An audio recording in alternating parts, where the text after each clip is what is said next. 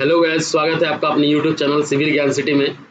तो फ्रेंड्स, हम general engineering का प्रीवियस ईयर क्वेश्चन करा रहे थे जेएसएससी जेई के लिए। ठीक है। और अगर हम बात करें इसका तो 1 से लेके 76 तक हम क्वेश्चन करा दिए थे। इसमें हम 77 से स्टार्ट कर रहे हैं। क्वेश्चन आप लोग के लिए बहुत ही ज़्यादा हेल्प मिलेगा इससे, क्योंकि इसमें हम इससे रिलेटेड कंसेप्ट भी बता रहे हैं। ठीक है। लेकिन आप लोग एक काम नहीं कर रहे हैं, शेयर नहीं कर रहे हैं, तो जल्दी जल्दी शेयर कर दीजिए। हम जनरल इंजीनियरिंग का मैकेनिकल का पोर्शन कराएंगे, स्टार्ट करेंगे।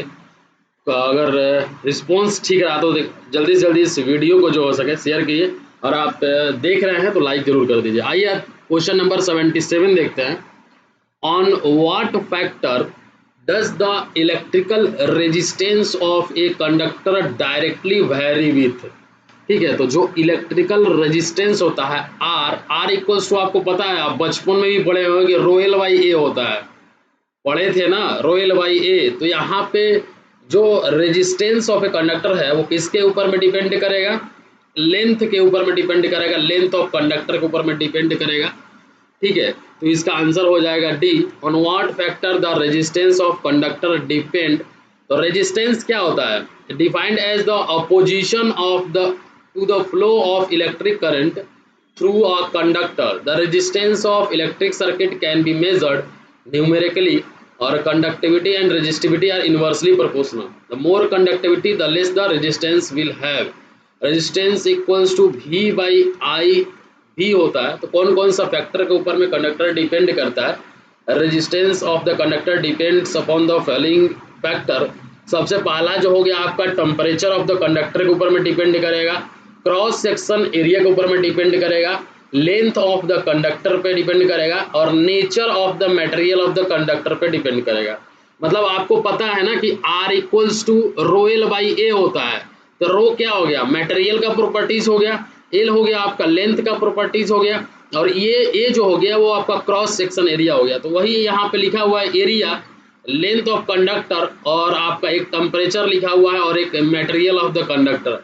ठीक है। तो इसके ऊपर में डिपेंड करेगा। In electric resistance is indirectly proportional to the directly proportional to the length of the conductor and inversely proportional to the cross section area, and it is given by the following relation r equals to rho l by a हो जाएगा, where rho जो होगा यहाँ पे resistivity of the material होगा, resistivity of the material हो जाएगा। रो जो होगा वो क्या होगा? रेजिस्टिविटी ऑफ द मटेरियल हो जाएगा। और ability to resist following electric current, obviously insulator will have higher value of resistance than conductor. तो ये आपका इसका आंसर हो जाएगा। आते हैं नेक्स्ट में। देखिए, सिलिका जो होता है पोर्टलैंड सीमेंट में वो कितना परसेंट होता है? सिलिका अगर हम बात करें पोर्टलैंड सीमेंट के अंदर में तो कितना परसेंट होता है? तो आइए हम लोग एक बार कंपोजिशन देख देते हैं। देखिए,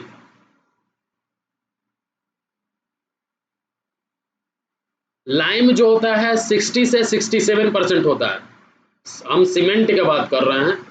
ठीक है। लाइम जो होता है वो आपका 60 से 67% होता है। सिलिका जो होता है वो 17 से 25%। तो पीछे देखिए क्या दिया हुआ है, जो सिलिका होगा आपका कितना हो जाएगा? 17 से 25% जो होगा वो सिलिका होगा। तो इसका आंसर क्या मारिएगा? बी मारिएगा।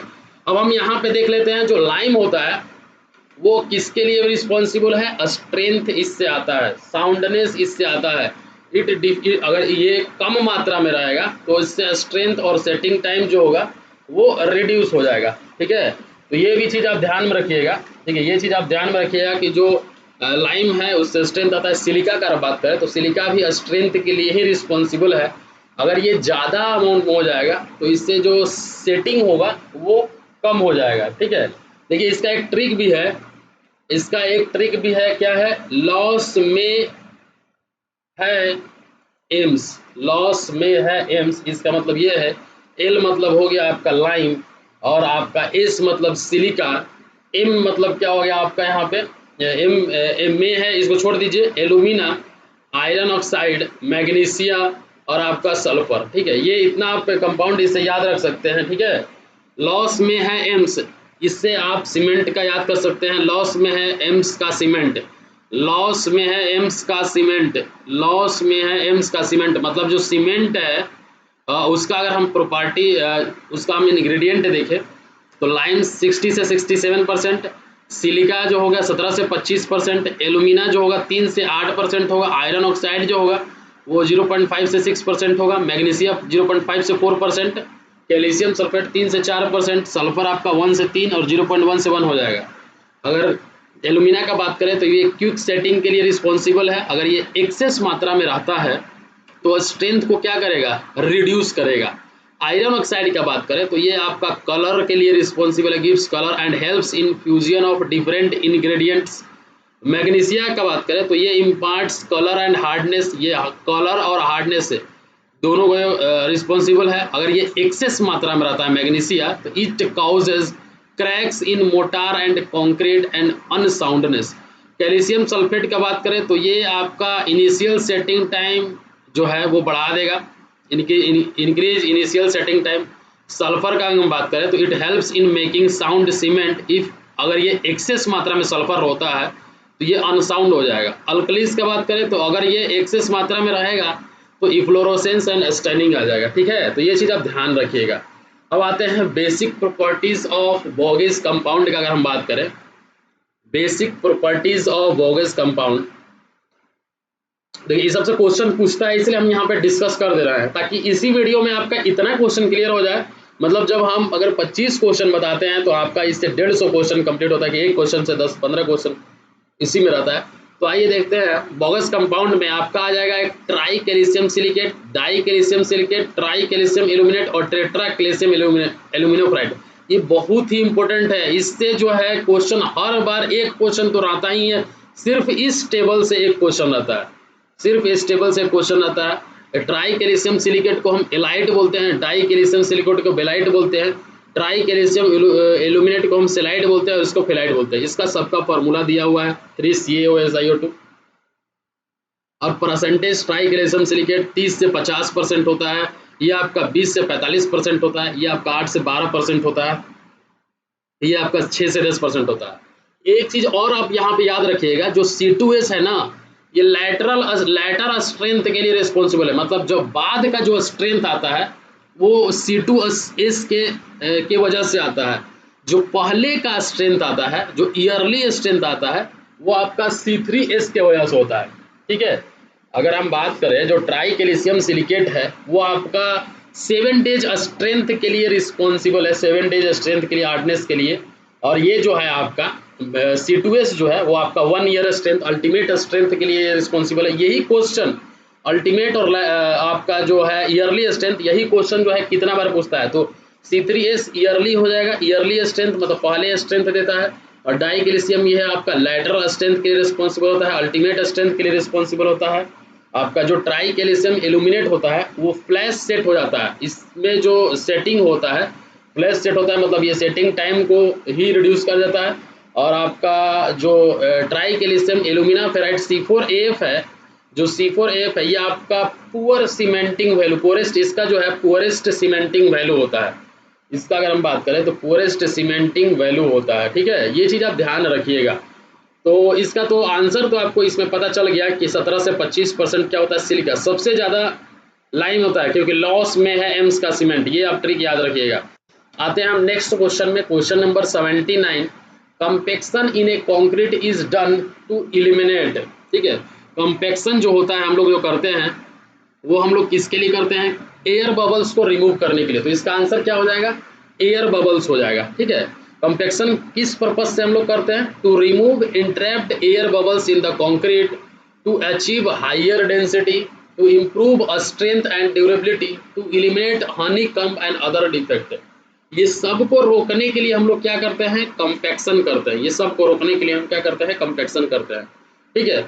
अब देखिए next question, which of the following chloride is insoluble in water, which of the following chloride is insoluble in water. तो कौन सा इसमें जो क्लोराइड है वो इनसॉल्युबल होता है, ठीक है। कौन सा क्लोराइड जो होता है वो इनसॉल्युबल होता है, तो जो आपका AgCl2 होता है वो आपका इनसॉल्युबल होता है। तो इसका आंसर क्या हो जाएगा, AgCl2 इसका आंसर हो जाएगा, ठीक है। आते हैं अब हम नेक्स्ट क्वेश्चन में, इसका आंसर क्या हो जाएगा, AgCl2 हो जाएगा। नेक्स्ट क्वेश्चन देखिए, for a design speed of 60 km/h for a 2-way traffic on a 2-lane road if the coefficient of friction is 0.35 and reaction time of driver is 2.5 second, then the stopping side distance, stopping side distance पूछ रहा है, तो इसका formula आप याद रखिएगा, lag distance plus breaking distance होता है। जो सेफ स्टॉपिंग साइड डिस्टेंस होता है वो आपका lag distance plus breaking distance होता है, ठीक है।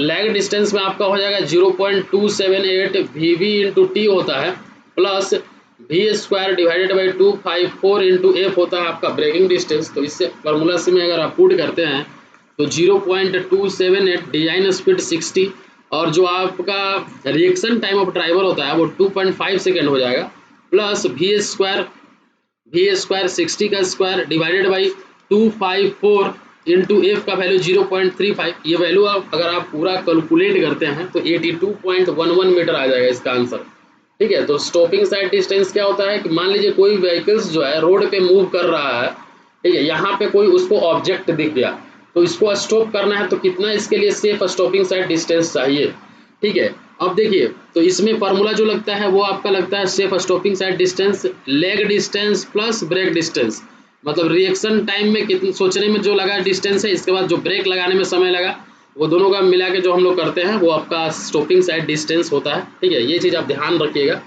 और एक चीज़ और ध्यान रखिएगा, यहाँ पे देखिए, यहाँ पे जो ड्राइवर का हाइट होता है रोड से व्हीकल्स पर अगर बैठा हुआ है तो 1.2 मीटर होगा, ठीक है। और ये अगर हम ऑब्जेक्ट का बात करें तो ऑब्जेक्ट का हाइट कितना होगा, 0.15 मीटर होता है। ये भी चीज़ आप ध्यान रखिएगा, ठीक है। ये भी चीज़ आपको ध्यान रखना है, जो ऑब्जेक्ट का हाइट होगा 0.15 मीटर होगा और जो ड्राइवर का हाइट होगा ये 1.2 मीटर होता है, ठीक है। अब आते हैं नेक्स्ट क्वेश्चन में।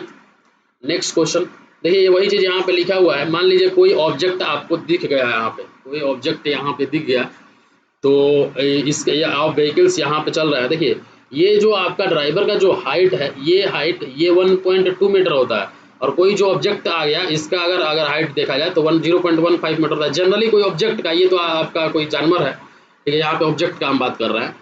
तो यहाँ से आपको क्या मिल जाएगा, स्टॉपिंग साइड डिस्टेंस, आपका रिएक्शन टाइम डिस्टेंस, मतलब इसको हम लैग डिस्टेंस ही बोलते हैं और इसको हम बोलते हैं ब्रेक डिस्टेंस। ये होता है आपका 0.278 V इंटू टी हो जाता है, और ये होता है आपका V square by 254 into F होता है, ठीक है। ये चीज़ आप ध्यान रखिएगा। आते हैं हम नेक्स्ट क्वेश्चन में। Which cooling system is employed for engine of motorcycle, scooter and mopeds, ठीक है। अब देखिए यहाँ पे मोटरसाइकिल इंजन को आपको कूल करना है, स्कूटर में जो इंजन लगा हुआ है उसको कूल करना है, मोपेड्स पे जो इंजन लगा हुआ है उसको कूल करना है। तो इसके लिए हम लोग एयर कूलिंग सिस्टम का यूज करते हैं, ठीक है। इसके लिए हम लोग कौन सा सिस्टम का यूज करते हैं, एयर कूलिंग सिस्टम के लिए सिस्टम का यूज करते हैं, ठीक है। आते हैं नेक्स्ट क्वेश्चन में। What is the function of evaporator in refrigerant plant, ठीक है। तो रेफ्रिजरेंट प्लांट में इवापोरेटर का क्या फंक्शन होता है, इवापोरेटर क्या करता है। इवापोरेटर मतलब नाम से ही पता चल रहा है कि जो हीट को एब्जॉर्ब करे from the body to cooling using refrigerant, तो वो हो जाएगा इसका आंसर। फंक्शन क्या होगा इवापोरेटर का, जो आपका रेफ्रिजरेशन प्लांट होता है उसमें ये हीट को एब्जॉर्ब कर लेता है। हीट को जैसे आप देखे हैं फ्रिज वगैरह में भी क्या होता है, हीट एब्जॉर्ब हो जाता है और जो आपका अंदर का बॉडी हो है वो कूल हो जाता है, हीट को एग्जॉस्ट कर देता है। तो वही चीज़ हो जाता है यहाँ पे। देखिए ये रेफ्रिजरेंट आपका साइकिल हो गया। यहाँ पे सबसे पहले देखा जाए तो इवापोरेटर का जो काम होता है वो हीट को flowing in the from the region to be cooled, cool करने के लिए किया जाता है। इसके बाद कंप्रेसर यहाँ पे लगा हो, फिर इसके बाद कंडेंसन हीट को रिलीज करेगा, ठीक है। तो ये इसका फंक्शन होता है। Explanation of how it works. तो refrigerant flows through the compressor which raises the pressure of refrigerant. Next the refrigerant flows through the condenser where it condenses from vapor form to liquid form, gives off heat in the process, or the heat given off is what makes the condenser how to touch, ठीक है। तो ये simple क्या हो गया, simple सबसे पहले क्या हो गया, इवापोरेटर क्या हीट को एब्जॉर्ब किया और कूल किया। इसके बाद कंप्रेसर में आया प्रेशर कम करने के लिए। इसके बाद यहाँ से जो वेपर से लिक्विड में कन्वर्ट होगा, फिर से प्रेशर कम होगा, फिर से ये प्रोसेस चलते चलेगा, ठीक है। तो ऐसे ये वर्क्स करता है, ठीक है।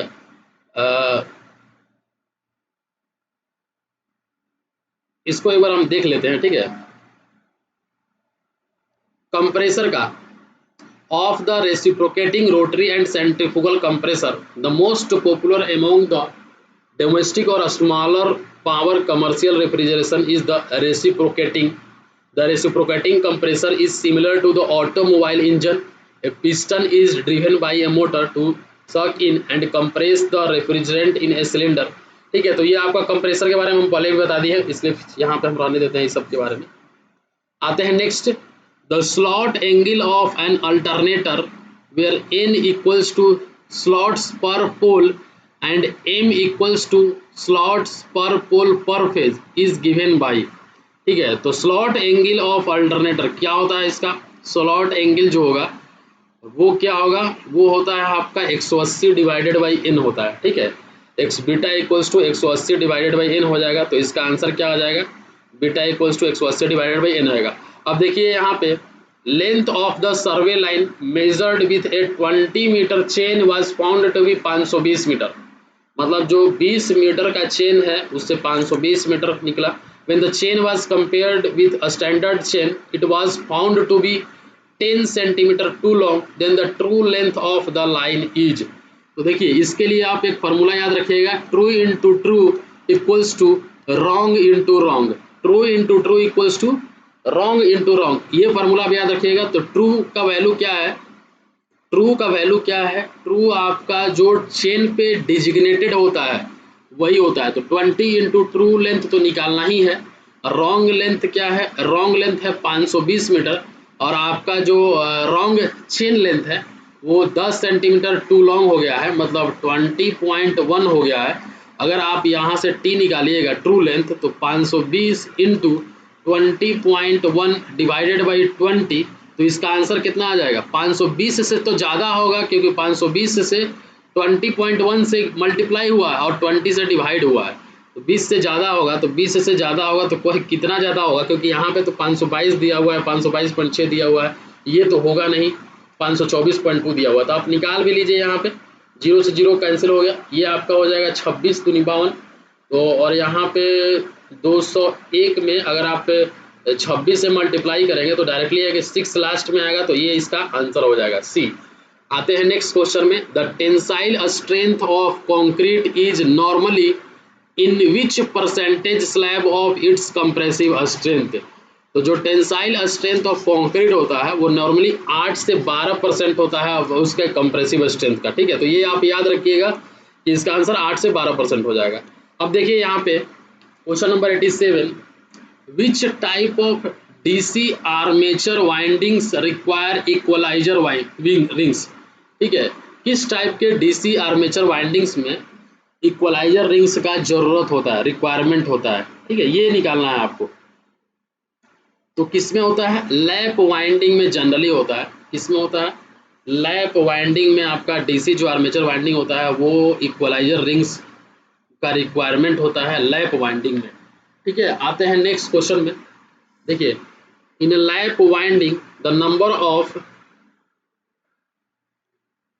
parallel path are equal to the total number of poles and is used in a low voltage and high current DC machine. ठीक है,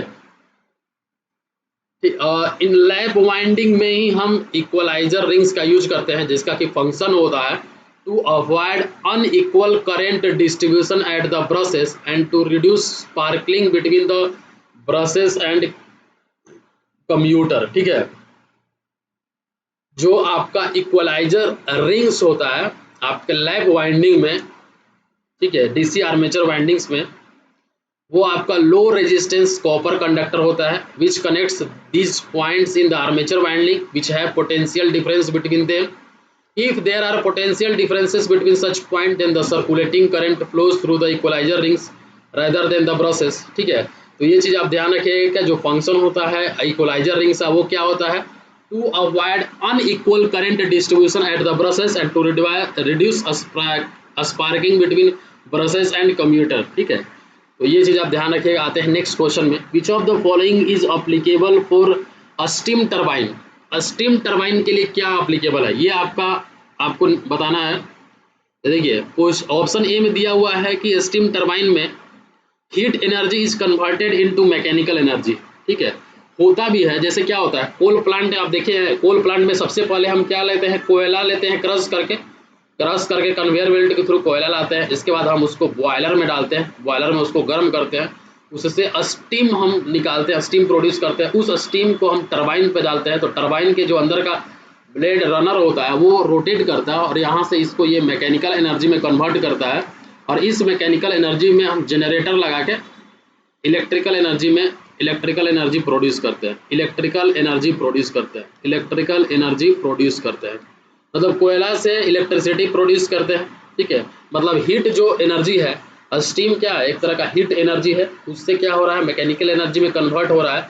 तो ऑप्शन तो ए ही सही हो जाएगा, mechanical work is converted into heat energy, ये तो होगा नहीं, इलेक्ट्रिकल एनर्जी कन्वर्टेड में ये नहीं होगा, न्यूक्लियर ये भी नहीं होगा। सिंपली आपको पता चल रहा है ना कि जो स्टीम है वो भाप है, वो हीट एनर्जी है, उसको हम क्या कन्वर्ट कर रहे हैं, मैकेनिकल एनर्जी में, तो इसलिए इसका आंसर क्या हो जाएगा, ए इसका आंसर हो जाएगा। आते हैं नेक्स्ट क्वेश्चन में, hydrostatic pressure on A dam depends upon its, तो प्रेशर जो हाइड्रोस्टैटिक प्रेशर होता है डैम में, वो किसके ऊपर में डिपेंड करता है, हाइड्रोस्टैटिक जो प्रेशर होता है वो डेप्थ पे डिपेंड कर रहा है, क्योंकि प्रेशर कोई भी होगा, बी होगा इसका आंसर, रो जी एच होता है, डेप्थ के ऊपर में डिपेंड करता है। ठीक है, आते हैं नेक्स्ट क्वेश्चन में, question number 90, what is the current obtained when 30 volt voltage source with an internal resistance of 6 ohm is transferred to a current source।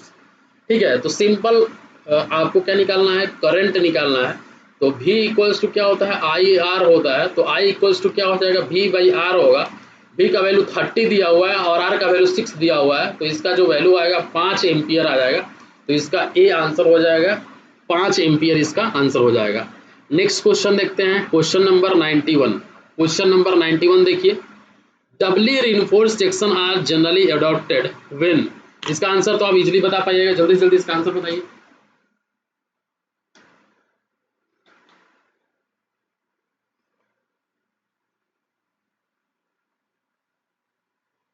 जो डबली रिइंफोर्स्ड सेक्शन होता है वो हम लोग कब अडॉप्ट करते हैं,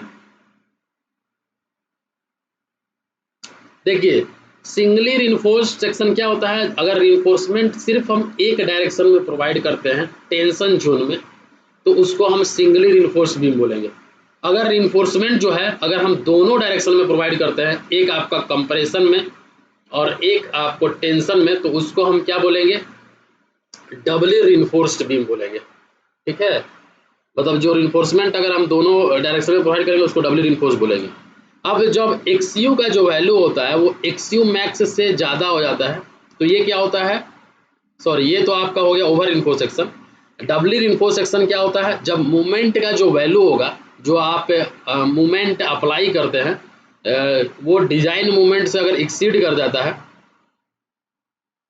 ठीक है, मतलब जो सिंगली रिइंफोर्स मूवमेंट का इसका जो कैपेसिटी होगा, मूवमेंट ऑफ रेजिस्टेंस होगा, ठीक है, सिंगली रिइंफोर्स्ड बीम का जो मूवमेंट ऑफ रेजिस्टेंस होगा, अगर वो कम होगा डिजाइन मूवमेंट से, मतलब जो डिजाइन मूवमेंट होगा अगर ये ज़्यादा होगा आपका मूवमेंट ऑफ रेजिस्टेंस से, मान लीजिए आपको डिजाइन करना है 100 के लिए और आपके पास रेजिस्टेंस सिंगली का आ रहा है 90, तो आपको 10 के लिए तो और डिजाइन करना पड़ेगा ना। मान लीजिए आपको क्या करना है, 100 के लिए डिजाइन करना है और इस सेक्शन का सिंगली रिइंफोर्स सेक्शन का कैपेसिटी है 90, तो अगर 100 जो है वो ज़्यादा हो जा रहा है 90 से, इसका मतलब ये है कि आपको और रिइंफोर्समेंट प्रोवाइड करना पड़ेगा रेजिस्टेंस से, रजिस्ट करवाने के लिए। तो इसलिए हम यहाँ पे ए आंसर इसका कर देंगे कि डिजाइन मूवमेंट अगर एक्सीड करेगा मूवमेंट ऑफ रेजिस्टेंस से, तो वो क्या हो जाएगा, डबली रिइंफोर्स सेक्शन हो जाएगा। आते हैं नेक्स्ट में, देखिए वही चीज़ हम यहाँ पे लिखे भी हुए हैं कि doubly reinforced concrete beam design may be required when a beam's cross section is limited, अगर बीम का क्रॉस सेक्शन लिमिटेड है और वहाँ पे बीम का क्रॉस सेक्शन में आप चेंज नहीं करना चाहते हैं, तो वहाँ पर रिइंफोर्समेंट हमको बढ़ाना होगा, बिकॉज ऑफ आर्किटेक्चरल और other consideration, as a result the concrete can not develop the compression force required to resist the given bending movement, in that case steel bars are added to the beams compression zone to improve it at compression. ठीक है, therefore a beam reinforced with tension steel and compression steel is called a doubly reinforced concrete beam, वो हम लोग provide करते हैं। ठीक है, तो वही चीज़ हो गया, यहाँ पे वही सारा चीज़ लिखा हुआ है। यहाँ पे आते हैं, why compression reinforcement used in a beam to increase the strength of concrete beam to reduce long term deflection of the member for minimum movement loading के लिए, for positioning stirrups and keeping them in a place during concrete placement and vibration, when compression is reinforcement is added for the purpose other than the strength, if the presence of compression bars is neglected in the fractional calculation। ठीक है, तो ये चीज़ आप ध्यान रखिएगा। आते हैं हम, देखिए यहाँ पे ये है आपका डबली रिइंफोर्स सेक्शन। रिइंफोर्समेंट हम लोग दोनों जोन में प्रोवाइड किए हैं, मतलब इस जोन में भी प्रोवाइड किए हैं और नीचे में भी प्रोवाइड किए हैं, तो ये आपका डबली रिइंफोर्स सेक्शन हो जाता है। ठीक है, ये डबली रिइंफोर्स सेक्शन का क्रॉस सेक्शन हो गया। आते हैं नेक्स्ट क्वेश्चन में, what will be the quantity of water required per bag of cement for water cement ratio of 0.55।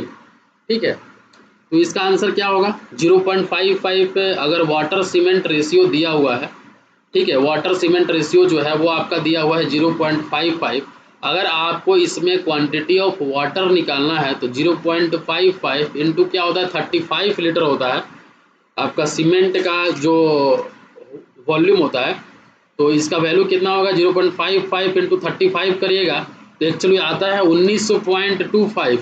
ठीक है, लेकिन ये जो है इसके साथ आंसर के साथ आपका मैच नहीं कर रहा है, तो जो एप्रोप्रिएट आंसर होगा, अब ये जो होगा वो होगा आपका यही दोनों में से कोई होगा। 22.5 में हो से होगा सर, ऐसे थोड़ा सा कंफ्यूजिंग क्वेश्चन है।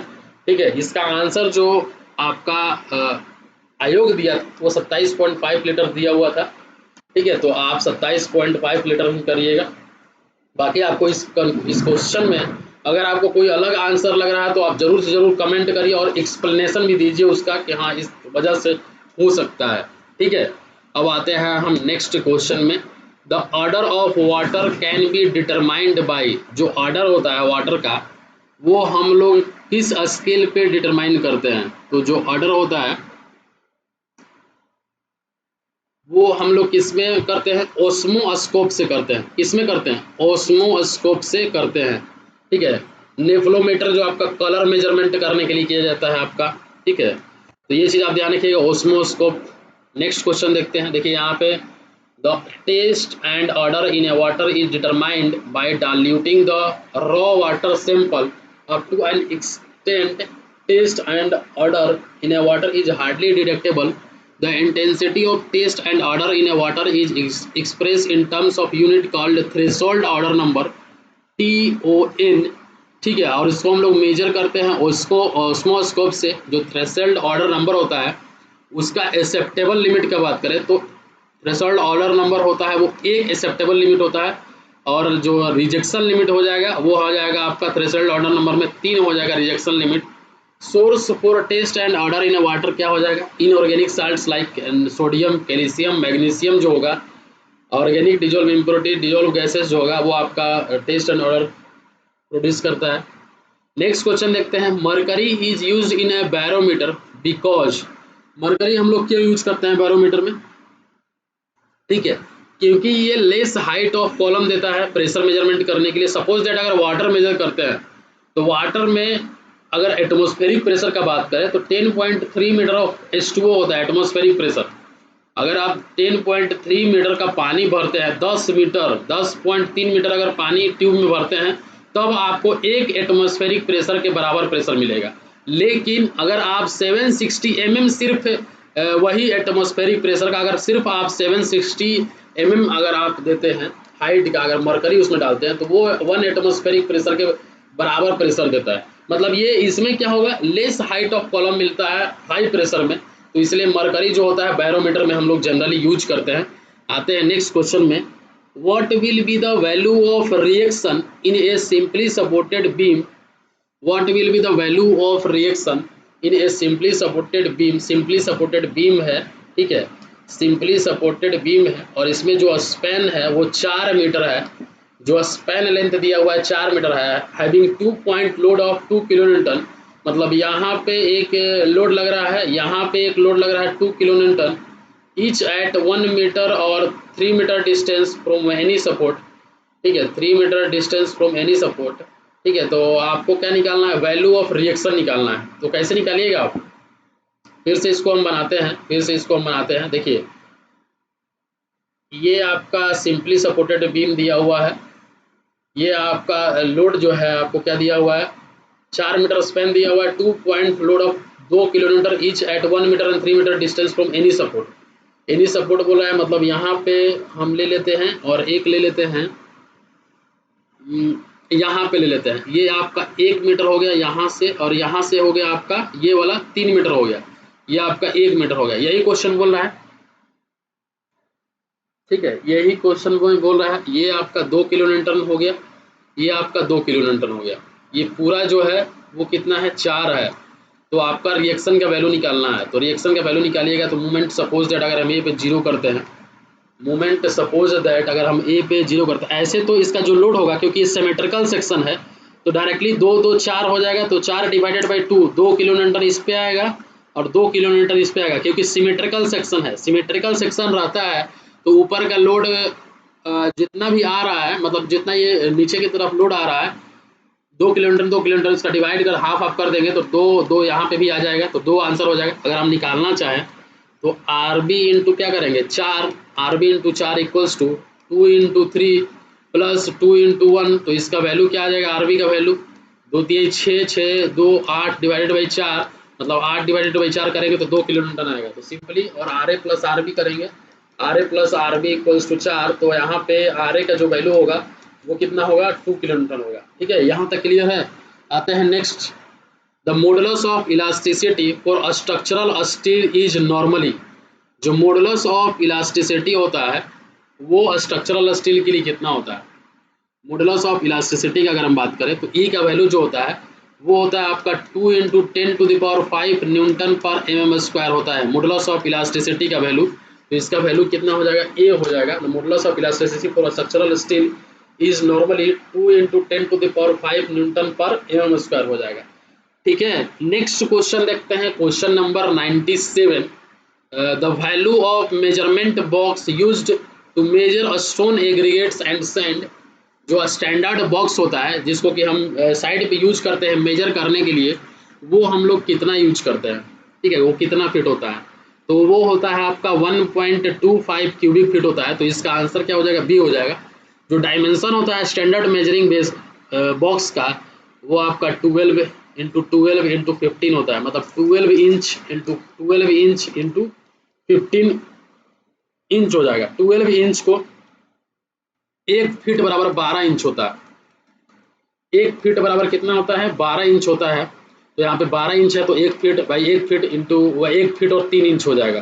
तो इसको आप अगर मल्टीप्लाई करिएगा तो 1.25 क्यूबिक फीट आएगा, मतलब 43.75 लीटर्स में आ जाएगा। तो ये चीज़ आप ध्यान रखिएगा, मतलब 1 फीट डिवाइडेड ये 1 फीट बाई 1 फीट और ये 1.25 होगा, मतलब 1 फीट बाई 1 फीट और 1.25 जो होगा ये आपका मेजरमेंट बॉक्स है, ये हो जाएगा, मतलब 300 mm into 300 mm into 400 mm। ये भी इसमें भी आप लिख सकते हैं। ठीक है, तो डायमेंशन ऑफ जो स्टैंडर्ड बॉक्स होता है ये आपका हो जाएगा। ठीक है, ये आपका 1 फीट, ये 1.3 हो जाएगा, 1 फीट हो जाएगा, ये आपका हो जाएगा 1 फीट, ये 1.25 फीट हो जाएगा। ठीक है, तो इस तरह से आप निकालिएगा standard dimension box 12 inch by 12 inch by 15 inch हो जाएगा। ठीक है, आते हैं नेक्स्ट क्वेश्चन में। What is the total inductance of the circuit having L1 equals to 5H, L2 equals to 10H connected in a series and mutual inductance of 3H? ठीक है, तो इसका वैल्यू क्या होगा?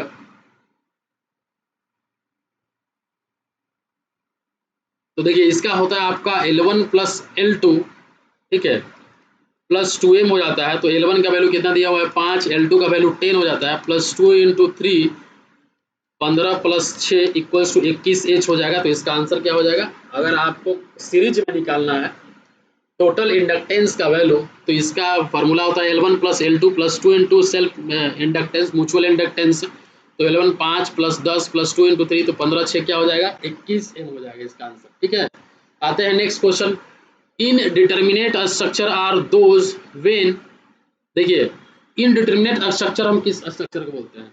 अगर सिर्फ जो नंबर ऑफ इक्विलिब्रियम इक्वेशन है, जो आपका इक्विलिब्रियम इक्वेशन है, अगर उससे हम स्ट्रक्चर को एनालाइज कर लेते हैं, अगर हम उससे स्ट्रक्चर को एनालाइज कर लेते हैं तो हम उस स्ट्रक्चर को इनडिटर्मिनेट स्ट्रक्चर बोलेंगे, सॉरी डिटर्मिनेट स्ट्रक्चर बोलेंगे। अगर सिर्फ नंबर ऑफ इक्विलिब्रियम इक्वेशन जो होता है, इक्वेशन ऑफ जो इक्विलिब्रियम इक्वेशन होता है उससे अगर हम आपका जो स्ट्रक्चर है उसको एनालाइज नहीं कर पाते हैं तो उसको हम इनडिटर्मिनेट स्ट्रक्चर बोलते हैं। और इनडिटर्मिनेट स्ट्रक्चर में जो डिग्री ऑफ स्टैटिक इनडिटर्मिनेंसी होता है वो जीरो नहीं होता है, जबकि डिटर्मिनेट में क्या होता है, डिग्री ऑफ स्टैटिक इनडिटर्मिनेंसी जो होता है वो जीरो होता है। मतलब इसमें होगा क्या, इसमें होगा क्या, जो आपका इनडिटर्मिनेट स्ट्रक्चर होगा इसमें क्या होगा, जो नंबर ऑफ रिएक्शन होगा, जो नंबर ऑफ रिएक्शन होगा वो मोर than the number of equilibrium condition. इसीलिए स्ट्रक्चर को हम एनालाइज नहीं कर पाते हैं, क्योंकि जो नंबर ऑफ अननोन रिएक्शन होता है वो ज़्यादा होता है। और इक्विलिब्रियम इक्वेशन मान लीजिए इक्विलिब्रियम इक्वेशन तीन तो होते ही है, sigma F X equals to zero, sigma F Y equals to zero और movement equals to zero at किसी भी पॉइंट पे। ठीक है, ये आपका होता है इक्विलिब्रियम कंडीशन। और सपोज दैट आपका जो नंबर ऑफ रिएक्शन होगा वो अगर 4 होगा, मतलब 3 तो ये है, अगर ये 4 होता है, ठीक है 3 ये है, अगर ये 4 होता है तो इस केसेस में इस स्ट्रक्चर को हम बोलेंगे इनडिटर्मिनेट स्ट्रक्चर बोलेंगे। तो इसका आंसर ए हो जाएगा, number of reaction are more than the number of equilibrium equation. आते हैं नेक्स्ट क्वेश्चन में, वही चीज़ एक बार हम ऑलरेडी बताए हैं पिछले ही इसी लेक्चर में, डिटर्मिनेट स्ट्रक्चर और इनडिटर्मिनेट स्ट्रक्चर के बारे में। सिंपली आप ये याद रखिएगा कि यहाँ पे सिर्फ और सिर्फ इक्वेशन ऑफ इक्विलिब्रियम से स्ट्रक्चर को हम एनालाइज कर लेते हैं। इसमें इक्वेशन ऑफ इक्विलिब्रियम से स्ट्रक्चर को एनालाइज नहीं कर पाते, इसमें कंपैटिबिलिटी इक्वेशन का भी रिक्वायरमेंट होता है। ठीक है, यहाँ पे जो होता है D S equals to zero होता है, यहाँ पे D S equals to zero नहीं होता है। ठीक है, बाकी सब चीज़ आप देख लीजिएगा। आते हैं नेक्स्ट क्वेश्चन में, question number 100। In a single phase reluctance motor the rotating field is produced by, जो आपका सिंगल फेज रिलक्टेंस मोटर होता है उसमें जो रोटेटिंग फील्ड प्रोड्यूस किया जाता है वो किस वाइंडिंग के से किया जाता है, तो इसमें जो होता है आपका मेन एंड एक्जुलरी वाइंडिंग से किया जाता है। इसका आंसर बी हो जाएगा। इसके बारे में अभी हम आपको बता देते हैं। जो आपका रिलक्टेंस मोटर होता है, सबसे पहले हम रिलक्टेंस मोटर का बात करेंगे। तो ये एक single phase reluctance motor is basically the same as the single phase salient pole synchronous cage type induction motor. इसमें होता क्या है, ये एक टाइप का self starting type synchronous motor है। इसमें जो स्टार्टर लगा रहता है वो उसमें मेन एंड एक्जुलरी वाइंडिंग होता है। ठीक है, ये अगर आप पढ़े रहते हैं तो डायरेक्टली आप क्या यहाँ पे कर देते हैं कि ये single phase reluctance motor the rotating field is produced by main and auxiliary winding. इसका आंसर बी हो जाएगा। ठीक है, the starter of single phase reluctance and induction motor is same, or the rotor of a reluctance motor is a squirrel cage with some rotor teeth removed in a certain places to provide the desired number of silent rotor poles. The rotor is of unsymmetrical magnetic construction. In order to vary reluctance path between a starter and a rotor, it requires no DC field excitation for its operation. The direction of rotation can be reversed ordinarily. तो ये आपका reluctance motor के बारे में हो गया। इसमें क्या लगेगा, मेन और एक्सुलरी वाइंडिंग लगा रहता है। ठीक है, आपका ये आपका वन फेज सिंगल फेज आपका रिलक्टेंस मोटर यहाँ पे दिख रहा होगा, इसमें जो वाइंडिंग लगा होगा वो आपका मेन और एक्सुलरी वाइंडिंग हो जाएगा। ठीक है, आते हैं नेक्स्ट क्वेश्चन में, which of the following component is replaced by observer, generator and analyser in vapour absorption refrigeration system. ठीक है, मतलब जो वेपर एब्जॉर्बेशन रेफ्रिजरेशन सिस्टम होता है, वेपर एब्जॉर्प्शन रेफ्रिजरेशन सिस्टम, इसमें ऑब्जर्वर के जगह पे हम किसको रिप्लेस करते हैं, जनरेटर और एनालाइजर के जगह पे हम किससे रिप्लेस करते हैं। तो इसका तो आंसर सिंपली पता है कि कंप्रेसर होगा। इसका जो आंसर हो जाएगा, ये सबको हम लोग कंप्रेसर से रिप्लेस कर देते हैं। ठीक है, यहाँ पे देखिए ये आपका standard vapour compression refrigeration cycle होगा, ये इवापोरेटर है, ये कंडेंसर है, ये आपका क्या हो जाएगा, कंप्रेसर होगा। मतलब यहाँ पे जो जनरेटर और एब्जॉर्बर होगा, इस पूरे सिस्टम को हम लोग कंप्रेसर के सिर्फ कंप्रेसर से रिप्लेस कर देते हैं। ठीक है, तो ये आपका आंसर यहाँ पे कंप्रेसर हो जाएगा। ठीक है, in the vapour absorption cycle the compressor is replaced by absorber, pump, generator और डिसॉर्बर। ठीक है, therefore the vapour absorption refrigeration cycle one moving part, that is the liquid pump, the coefficient of performance of the vapor absorption refrigeration cycle is much lesser than the vapor compression cycle because the desired effect achieved in the vapor absorption refrigeration cycle is very low। ठीक है, तो ये चीज आप ध्यान रखिएगा। आते हैं नेक्स्ट में,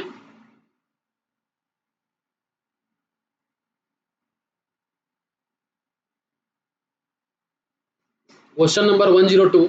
Which of the following represents the point about which a floating body start oscillating when tilted by a small angle?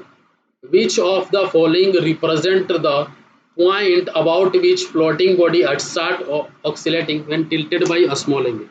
ठीक है, तो ये तो आपका फ्लूइड मैकेनिक्स से आंसर है। जो आपका फ्लोटिंग बॉडी होता है जिस पॉइंट से ऑक्सीलेट करता है उसको हम लोग मेटा सेंटर बोलते हैं। तो मेटा सेंटर इसका आंसर हो जाएगा। ठीक है, जो मेटा सेंटर क्या होता है, when a body floating in a liquid, ये फ्लोटिंग के केस में ही ये मेटा सेंटर आएगा। ये liquid is given a small angular displacement अगर हम देते हैं तो it start oscillating about the same point, और this point about which the body start oscillating is called meta centre. उसको हम लोग क्या बोलते हैं, मेटा सेंटर बोलते हैं। ठीक है, question number 103, which of the following is also known as dynamic head of fluid. Dynamic head of fluid किसको बोलते हैं? ठीक है, तो डायनेमिक हेड आपका क्या होता है, जो काइनेटिक हेड होता है उसी को हम डायनेमिक हेड बोलते हैं। काइनेटिक हेड को ही डायनेमिक हेड बोलते हैं। पीजोमेट्रिक हेड में क्या आता है, P by rho g plus Z आता है, मतलब pressure gauge plus datum head. Pressure head और डेटम हेड को हम लोग बोलते हैं पीजोमेट्रिक हेड, और काइनेमेटिक हेड जो होता है, काइनेटिक जो हेड होता है वो वेलोसिटी हेड होता है, जिसका कि वैल्यू v²/2g हो जाएगा। प्रेशर हेड क्या होगा, P बाई रोजी हो जाएगा। डेटम हेड आपका डेटम पॉइंट से हो जाएगा, तो डायनेमिक हेड क्या हो जाएगा, काइनेटिक हेड हो जाएगा। आते हैं नेक्स्ट क्वेश्चन में। As per recommendation of IS Indian standard the shape of lined canal is. तो जो शेप होता है लाइन्ड कैनाल का वो क्या होता है, ट्रपेजॉइडल होता है। As per Indian standard recommendation the shape of line canal जो होगा वो आपका क्या होगा, ट्रपेजॉइडल होगा। जो कैनाल लाइनिंग हम लोग करते हैं ये एक इम्परमिएबल लेयर प्रोवाइड करते हैं बेड एंड साइड स्लोप में, जिससे कि जो life and discharge capacity of canal जो है वो इम्प्रूव हो सके।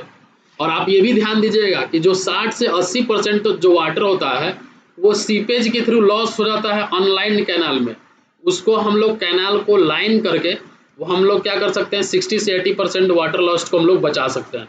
देखिए ये जैसे मान लीजिए कैनाल है, तो कैनाल में अगर सिंपली मिट्टी का ये बना होगा तो वो आपका अनलाइंड कैनाल होगा। लेकिन यहाँ पे अगर हम कोई सरफेस यहाँ पे दे देते हैं, कंक्रीट का अगर हम बना देते हैं सरफेस, तो वो लाइंड कैनाल हो जाएगा। ठीक है, तो अगर अनलाइंड रहता है, लाइंड नहीं रहता है, तो 60 से 80% जो उसमें का जो वाटर होता है वो सीपेज से लॉस हो जाता है।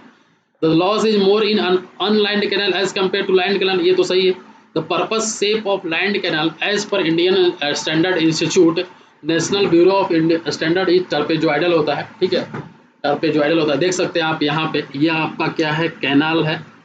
इस कैनाल में ये लाइन किया हुआ है, कंक्रीट का ब्लॉक यहाँ प्लेस किया हुआ है। इससे क्या कर दिए, ये इसमें सीपेज क्या होगा, कैनाल लाइनिंग की वजह से सीपेज इसमें नहीं हो पाएगा। ठीक है, तो इस तरह से हम लोग कैनाल लाइनिंग करते हैं। अपने नेक्स्ट क्वेश्चन देखते हैं। Natural moisture content, plastic limit and plasticity index of a soil are 20%, 30% and 25% respectively. Then liquidity index, तो लिक्विडिटी इंडेक्स का फॉर्मूला होता है IL equals to, liquidity index का फॉर्मूला होता है IL equals to W minus WP divided by IP हो जाएगा। तो W माइनस WP क्या होगा, लिक्विडिटी IC इक्वल्स टू क्या होता है, WL minus W divided by IP हो जाएगा। तो यहाँ पे लिक्विडिटी इंडेक्स निकालना है, तो आपका जो नेचुरल मॉइस्चर कंटेंट है, जो नेचुरल मॉइस्चर कंटेंट है, ठीक है,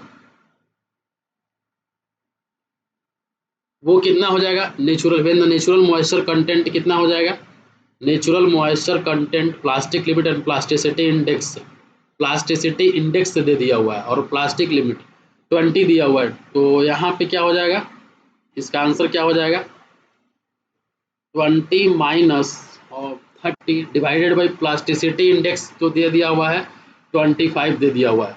तो इसका आंसर कितना होगा, इसका आंसर कितना होगा, देखिए इसका आंसर कैलकुलेट करेंगे तो 20 माइनस 30 करेंगे तो -10 होगा, डिवाइडेड बाई 25, इससे वैल्यू आप कैलकुलेट करिएगा तो 0.4 हो जाएगा, -0.4 हो जाएगा। तो इसका आंसर ए हो जाएगा, -0.4 इसका आंसर हो जाएगा। लिक्विडिटी इंडेक्स का अगर आपको कंसिस्टेंसी इंडेक्स पूछता तो ये फार्मूला होता।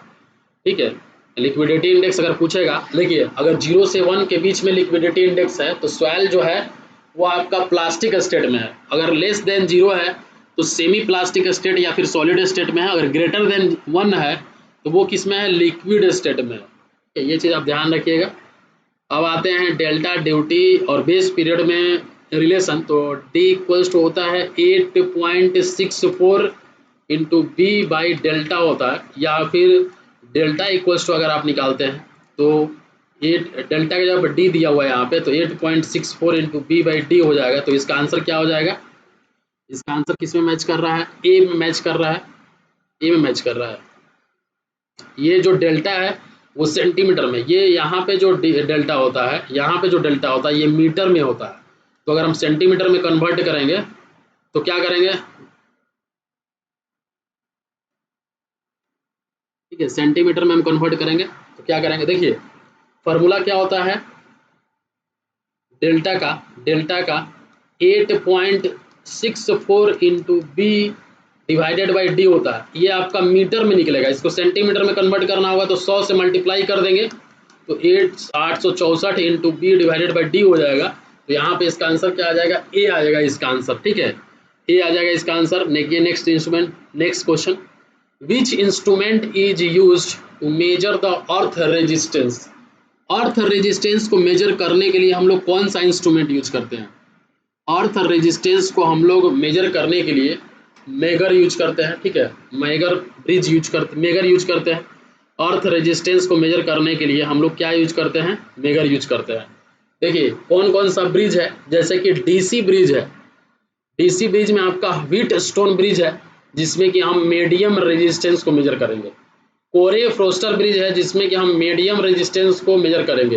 कैल्विन डबल ब्रिज है, इसमें वेरी लो रेजिस्टेंस को मेजर करेंगे।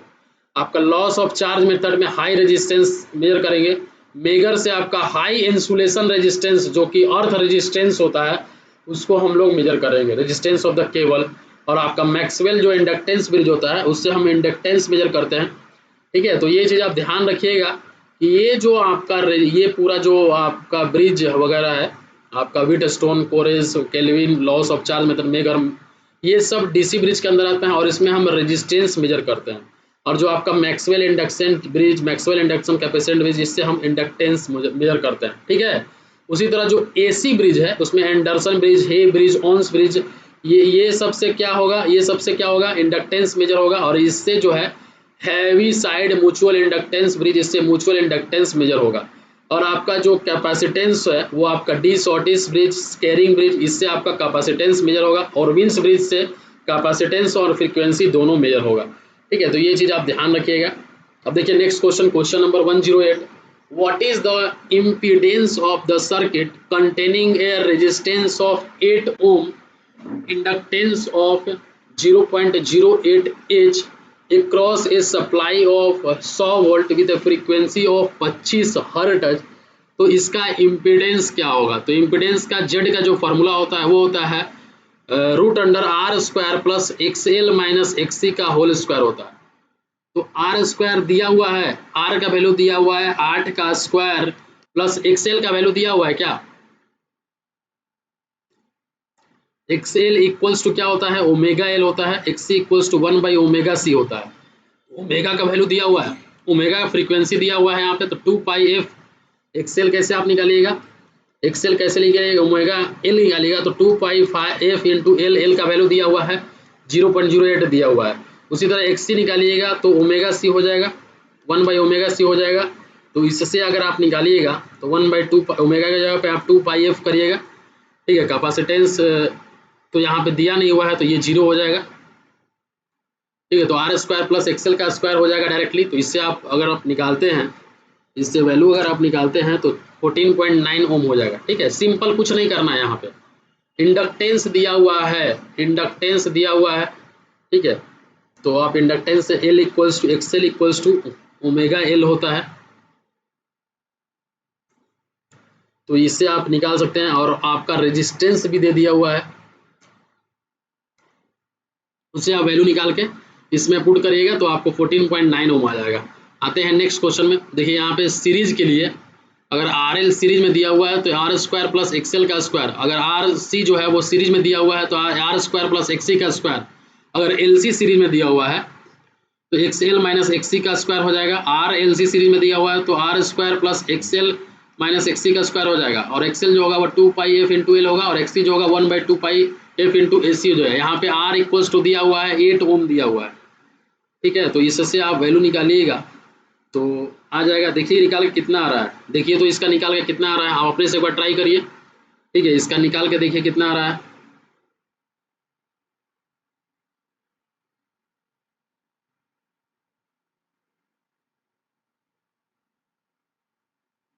ठीक है। कैसे नहीं निकाले कि नहीं निकाले, आप नहीं निकाले तो देखिए, निकाले कि नहीं निकाले, देखिए एक्सएल इक्वल्स टू क्या होगा, ओमेगा इंटू एल होगा, omega equals to 2 pi F into L हो जाएगा। तो 2 इंटू 3.14 इंटू एफ का वैल्यू 25, एल का वैल्यू दिया हुआ है 0.08।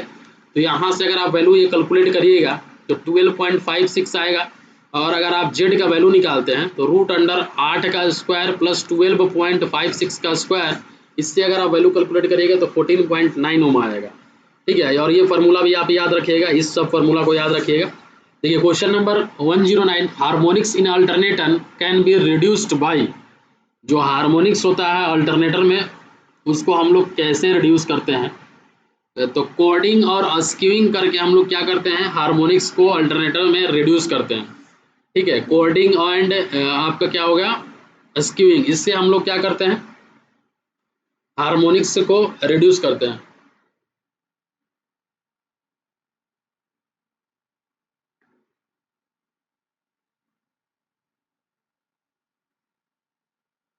नेक्स्ट क्वेश्चन देखते हैं, what is the function of वॉल्यूट in A centrifugal pump. Centrifugal pump में जो वॉल्यूट लगा रहता है उसका क्या फंक्शन है, वो आपका जो काइनेटिक एनर्जी होता है उसको प्रेशर एनर्जी में कन्वर्ट करता है। जो सेंट्रीफ्यूगल पंप होता है वो काइनेटिक एनर्जी से प्रेशर एनर्जी में कन्वर्ट करता है, ठीक है। जो वॉल्यूट जो होता है आपका, ये है आपका वॉल्यूट केसिंग होता है। सेंट्रीफ्यूगल पंप आपने अगर नहीं देखा होगा तो आप जाके शॉर्ट वीडियो में जाके देख सकते हैं सिविल कैंसिटी चैनल पे। देखिए सबसे पहले इसका जो एक सेंट्रीफ्यूगल पंप का एक जो पंप होता है वो आपका इनटेक लगा रहता है पानी में, जहाँ से पानी को निकालना है, और दूसरा पंप डिलीवरी में लगा रहता है जिससे कि डिस्चार्ज होता है। ये आपका वेन होता है, यहाँ पे सक्शन पाइप रहता है, ठीक है। ये इम्पेलर हो गया, और ये आपका वॉल्यूट केसिंग होता है। ये क्या करता है, जो पानी आता है काइनेटिक एनर्जी के फॉर्म में उसको प्रेशर एनर्जी में कन्वर्ट करके इसको बाहर की तरफ डिलीवर कर देता है। तो जो वॉल्यूट और स्पाइरल ज्योमेट्री हो जाता है, centrifugal pump is the casing that receive the fluid being pumped by the impeller and maintain the velocity of the fluid through the diffuser। और ये क्या करेगा, जो काइनेटिक एनर्जी होगा उसको क्या करेगा, डायरेक्टली प्रेशर एनर्जी में कन्वर्ट करेगा, ठीक है। सेंट्रीफ्यूगल पंप ये सब के बारे में हम पहले भी बताए हैं। देखिए ये आपका सेंट्रीफ्यूगल पंप, ये आपका इम्पेलर हो गया, ये आपका डिलीवरी जहाँ पे डिस्चार्ज हो रहा है, ये आपका वॉल्यूट चैम्बर हो गया, ये आपका आई हो गया, ये वॉल्यूट केसिंग हो गया। तो ये सब आ गया आपका सेंट्रीफ्यूगल पंप में।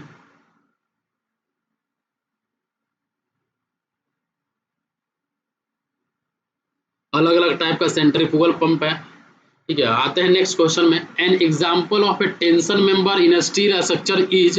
तो टेंशन मेंबर का कौन सा एग्जांपल है, टाई मेंबर को हम टेंशन मेंबर बोलते हैं, ठीक है। टेंशन मेंबर जो होता है वो एक स्ट्रक्चरल एलिमेंट है जो कि टेंसाइल फोर्स, जिसपे कि टेंसाइल फोर्सेस लग रहा है। ये आपका ट्रस है जो कि एक सिंगल स्टोरी बिल्डिंग के फॉर्म में यहाँ पे दिखाया हुआ है। ये आपका क्या है, टेंशन और कंप्रेशन मेंबर है। तो टाई जो है आपका टेंशन मेंबर हो जाएगा, ठीक है। Which one of the following is the firing order in A 6 cylinder IC engine, ठीक है। जब आईसी इंजन में जब व्हीकल्स का जो व्हील है रोटेट करता है, तो उसमें जो फायरिंग ऑर्डर होता है, जो हम लोग स्टॉक लगाए रहते हैं, सिलेंडर जो लगाए रहते हैं, 1 2 3 4 5 6 ऐसे सिलेंडर जो लगाए रहते हैं, 6 सिलेंडर, उसमें सबसे पहले कौन सिलेंडर जाता है, ठीक है। तो उसका जो हो जाएगा आपका, जो सबसे पहला इसमें अगर हम बात करें आपका 6 सिलेंडर आईसी इंजन में, ठीक है, तो 1 पहले जाएगा, इसके बाद 5, इसके बाद 3 6 2 4 जाता है, ठीक है। सबसे पहले 1, इसके बाद 5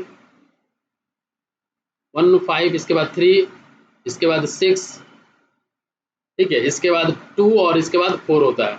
इस तरह से आपका होता है, ठीक है। उसी तरह से आपका 4 फायरिंग ऑर्डर जो 4 एंड 6 सिलेंडर का अगर हम बात करें तो 4 सिलेंडर इंजन में तो पॉसिबल फायरिंग ऑर्डर होता है वो आपका 1 3 4 2 होता है, और 1 2 4 3 होता है। और आपका 6 सिलेंडर में जो फायरिंग ऑर्डर होता है वो 153,624, ये 154,623, ये होता है 124,653 और ये होता है 123,654। ये सभी जो पॉसिबल कंडीशन है 6 सिलेंडर में फायरिंग ऑर्डर्स का, और ये आपका 4 सिलेंडर में फायरिंग ऑर्डर्स का है, ठीक है।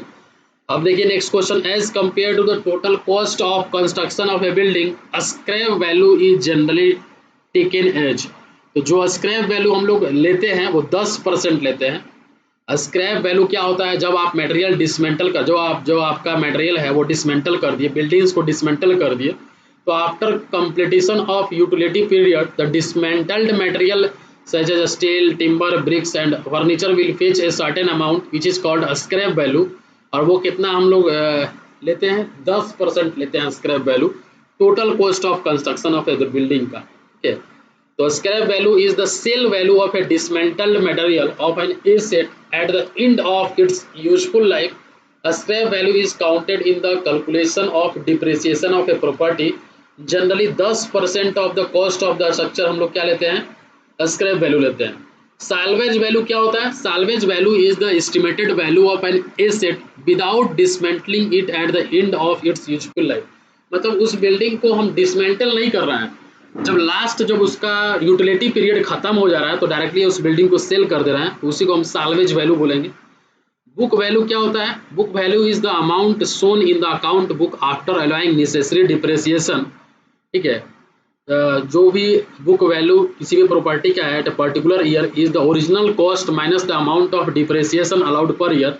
जैसे मान लीजिए कि शुरू में आप कोई बिल्डिंग लिए और उस बिल्डिंग का कीमत 1 करोड़ है, हो सकता है 1 साल के बाद अगर आप उसमें डिप्रिसिएशन मान लीजिए 5% लेते हैं, तो 5% घटा के मतलब आपका 1 करोड़ में से इसका 5% घटाइएगा तो जो वैल्यू आएगा वो आपका बुक वैल्यू आएगा। मार्केट वैल्यू क्या आ जाएगा, market value of property is the amount that can be obtained at any particular time from open market if property is put for sale, तो उसको हम लोग क्या बोलेंगे, मार्केट वैल्यू बोलेंगे, ठीक है। आते हैं नेक्स्ट क्वेश्चन में, resistance of the ammeter and its connection with the load should be, important है। देखिए रेजिस्टेंस इन एमीटर, रेजिस्टेंस जो होना चाहिए हमेशा आपका लो होना चाहिए और आपका जो लोड होगा वो सीरीज में होना चाहिए। लोड क्या होना चाहिए, सीरीज में होना चाहिए। रेजिस्टेंस एमीटर का हम बात कर रहे हैं, तो इसका आंसर क्या हो जाएगा, सी इसका आंसर हो जाएगा। जो रेजिस्टेंस है, एमीटर क्या होता है, एमीटर एक डिवाइस है जिससे कि हम करंट को मेजर करते हैं किसी भी सर्किट में। रेजिस्टेंस जो है सॉरी एमीटर जो है एक डिवाइस है जिससे कि हम करंट मेजर करते हैं। ये क्या होना चाहिए, वेरी लो रेजिस्टेंस, मतलब नियरली जीरो डिवाइस होना चाहिए, रेजिस्टेंस नहीं होना चाहिए, इसमें लो रेजिस्टेंस होना चाहिए। It will be connected in a parallel. It would draw most of the current and would get damaged. Hence, it is connected in the series. अगर ये पैरेलल में कनेक्टेड होगा तो इससे क्या होगा, बहुत सारा चीज़ जो है वो डैमेज हो सकता है। वोल्ट मीटर जो है एक डिवाइस है जो कि पोटेंशियल डिफरेंस को मेजर करता है, ठीक है। और इसमें इसका जो वोल्ट मीटर का अगर रेजिस्टेंस का बात करें तो वेरी हाई रेजिस्टेंस होना चाहिए, और इसको ये अगर सीरीज में कनेक्ट होगा तो it would increase the equivalent resistance of the circuit to nearly infinite and no current would flow through the circuit, hence it connected in the parallel।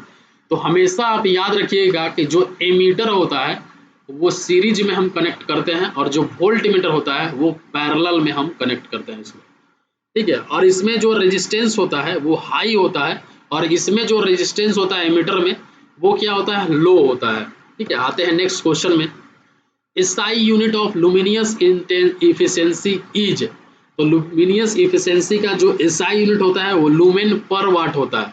Luminous efficiency जो होता है of the electric bulb is the ratio of illuminating power to the consumed power of the bulb, ये ratio होता है और इसका जो efficiency होगा उसका SI यूनिट लुमेन पर वाट होता है। आते हैं नेक्स्ट क्वेश्चन में, which of the following represent the ratio of inertia force to the viscous force, ठीक है। Inertia force by viscous force क्या होता है, जल्दी जल्दी इसका आंसर दे दीजिए। रिनॉल्ड्स नंबर जो होता है, inertia force by viscous force जो होता है वो आपका रिनॉल्ड्स नंबर होता है। देखिए वेबर नंबर क्या होता है, inertia force by surface tension force. Reynolds number क्या होगा, inertia force by viscous force. Mach number क्या होगा, inertia force by elastic force. Euler's number क्या होगा, inertia force by pressure force. Froude number क्या होगा, inertia force by gravity force होता है आपका फ्रॉड नंबर। तो ये आप इम्पोर्टेंट है, याद रखिएगा। बायोट नंबर जो होता है ratio of internal thermal resistance to the boundary layer thermal resistance होता है, वो बायोट नंबर होता है। ग्रेस हॉफ नंबर जो होता है, जिसको कि हम GR से डिनोट करते हैं, ratio of buoyancy to viscous force होता है, बायोन्सी टू विस्कस फोर्स होता है। प्रांडेटल नंबर क्या होता है, ratio of movement diffusivity and the thermal diffusivity, दोनों का रेशियो होता है। जो प्रांडेटल नंबर होता है वो क्या होता है, movement diffusivity divided by thermal diffusivity होता है, वो आपका प्रांडेटल नंबर होता है। रेनॉल्ड्स नंबर तो आपको बता ही दिए, inertia force by viscous force.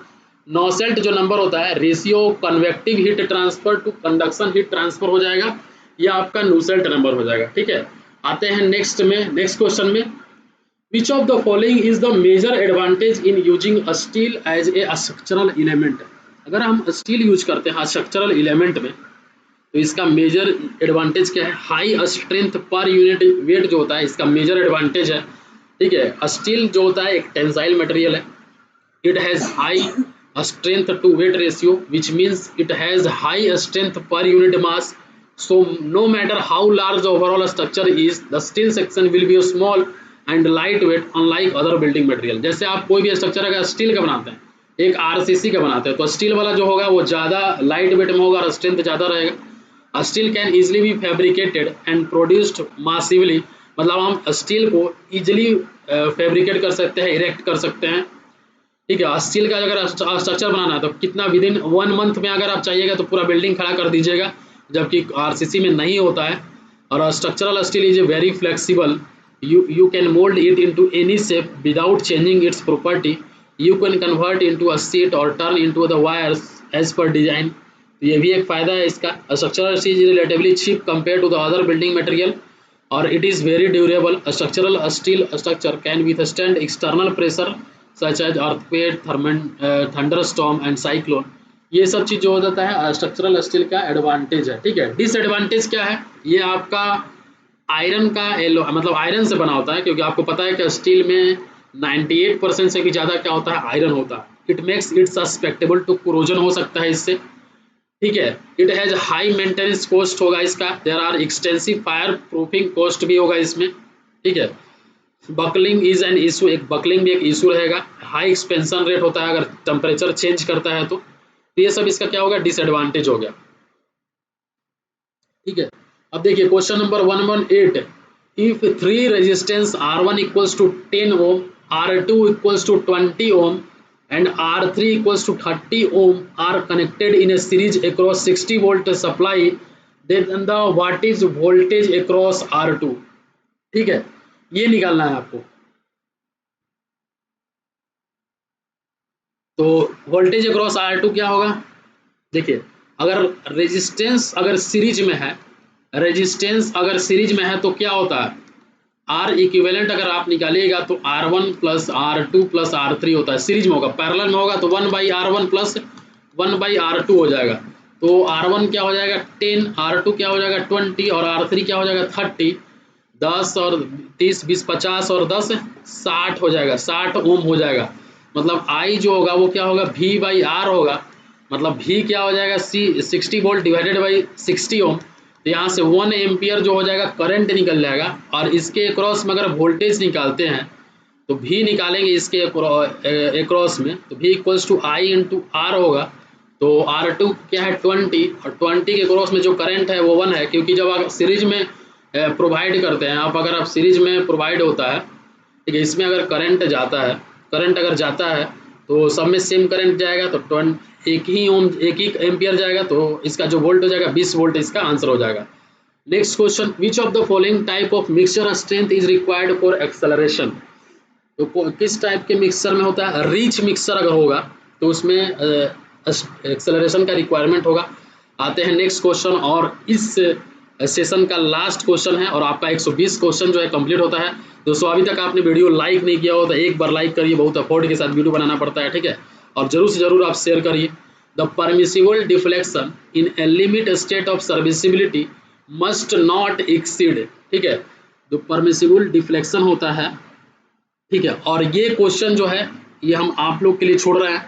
इस क्वेश्चन का जो आंसर है आप कमेंट बॉक्स में लिखिए, इस क्वेश्चन का जो आंसर है आप कमेंट बॉक्स में जरूर दीजिएगा। सब कोई इसका आंसर, जो भी वीडियो देख रहा है इसका आंसर जरूर दीजिए कि permissible deflection in limit state of serviceability must not exceed, कितना नहीं उससे ज़्यादा एक्सीड नहीं होना चाहिए। इसका आंसर आपको देखना मतलब इसका आंसर जो है आप कमेंट बॉक्स में दीजिए, ठीक है। और वीडियो को हम यहीं पे समाप्त कर, अगर आप वीडियो नहीं लाइक किए होंगे तो जरूर लाइक कर दीजिए, शेयर कर दीजिए। Thank you for watching this video, have a nice day.